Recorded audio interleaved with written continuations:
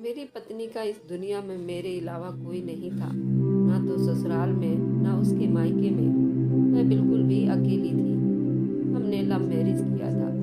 जब उसका एक बच्चा हुआ, मानो वो पूरी दुनिया और उसकी कायनात थी।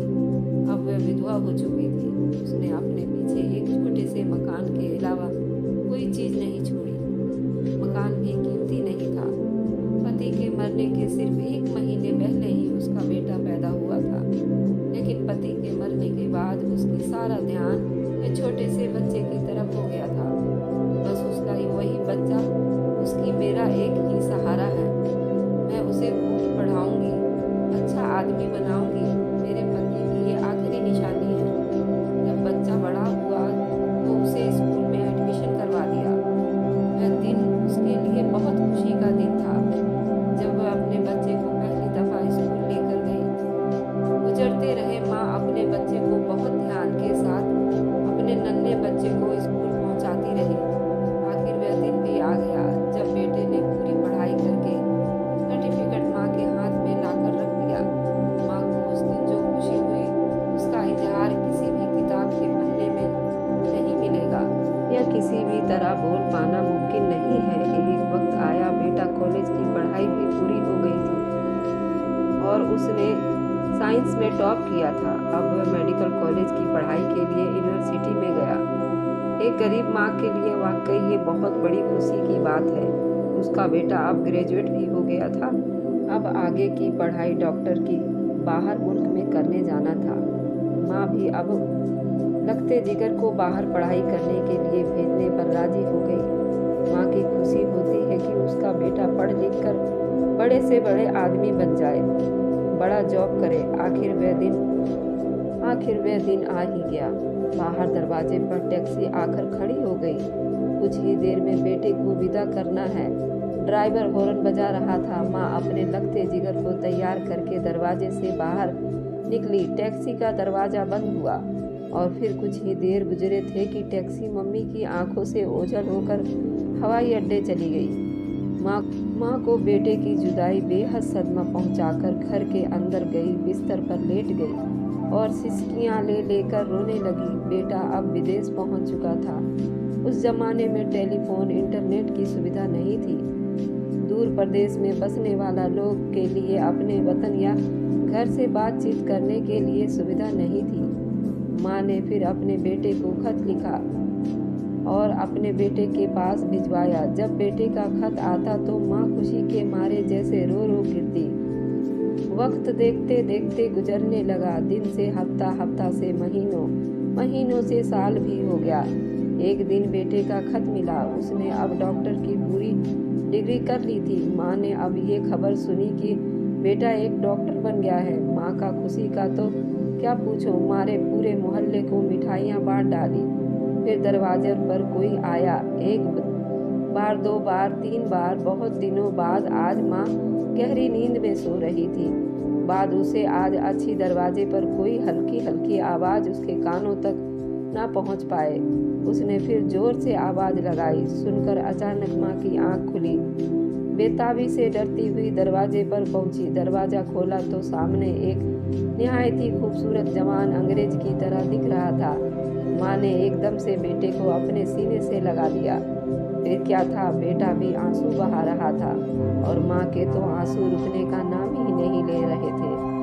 कुछ ही दिनों बाद माँ बेटा घर में बैठे थे। बरस की लंबी जुदाई और फिर उस दौरान जो उनके साथ जितने कैफियत हो रही थी, वह अपने हालात एक दूसरे को बता रहे थे। माँ अपने बेटे से तरह तरह के सवाल कर रही थी।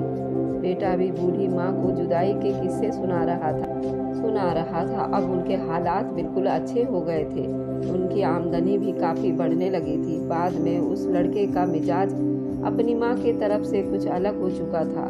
कुछ महीने के बाद बेटे ने उसने अपना एक अच्छा मकान में चले गए थे और माँ के पुराने मकान को बेच दिया था। अब वे लोग शहर में अब अपना अच्छा खासा बंगला ले लिया था। माँ और बेटे दोनों उस बंगले में रहते थे। माँ को अब उसकी शादी की फिक्र सताने लगी। उसी टाइम उनको एक लड़की पर नजर गई जो काफ़ी अच्छी और पढ़ी लिखी और खुशमिजाज लड़की थी। कई महीनों से उसकी माँ ने उस लड़की को अपने निगाह में रखा हुआ था, अपने बेटे के लिए, और दिल ही दिल में उसे अपने बेटे के लिए उसका हाथ भी मांग लिया था। पर वह लड़की आज की मॉडल जमाने लड़की नहीं थी। वह आजकल की लड़कियों की तरह बाहर घूमने का शौक नहीं था, छोटे कपड़े नहीं पहन सकती थी। एकदम पढ़ी लिखी, खूबसूरत और एकदम साधारण लड़की थी। उसकी माँ ने अपने बेटे के सामने उस लड़की की बातचीत करवाई, लेकिन बेटे को ये लड़की शायद ना भाई। बेटे ने कहा, मम्मी छोड़ो, मेरी शादी की अभी क्या जल्दी है, आखिर शादी हो जाएगी, अभी वक्त ही क्या हुआ है, शादी हो जाएगी। वक्त गुजरता गया। माँ बेटा एक छत के नीचे जिंदगी बसर कर रहे थे। एक दिन बेटे ने अपनी शादी की ख्वाहिश का इजहार कर ही दिया। उसने माँ को होने वाली पत्नी के बारे में बताया, जिसका उसने खुद से पसंद किया था।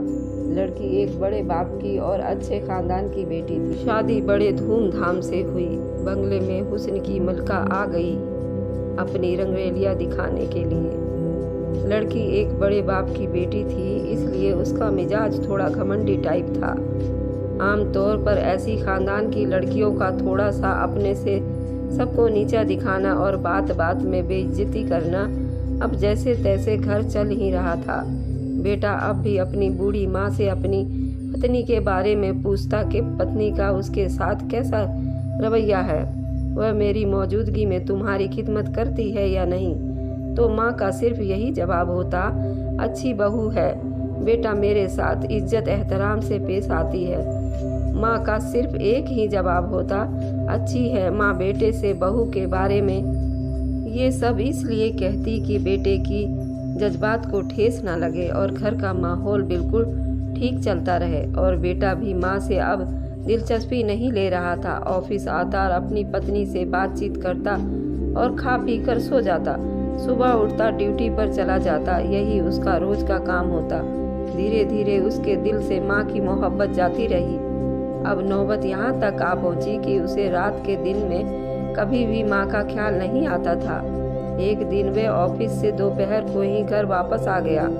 उस दिन पत्नी की सहेलियां उसके घर दावत पर आने वाली थी। उसकी निगाह माँ पर पड़ी, जो बाथरूम में अपने कपड़े खुद अपने हाथों से धो रही थी। वह बाथरूम के दरवाजे पर खड़ा हो गया। माँ कपड़े साफ करने में बिजी थी। उसकी पत्नी भी उसके पीछे अपने जुल्फे लहरा रही थी। उसने अपनी माँ से खड़ा होकर कहा, तुमसे ये कहते हैं कि ऑफिस आया हूँ कि मेरी पत्नी की सहेलियाँ घर आने वाली हैं।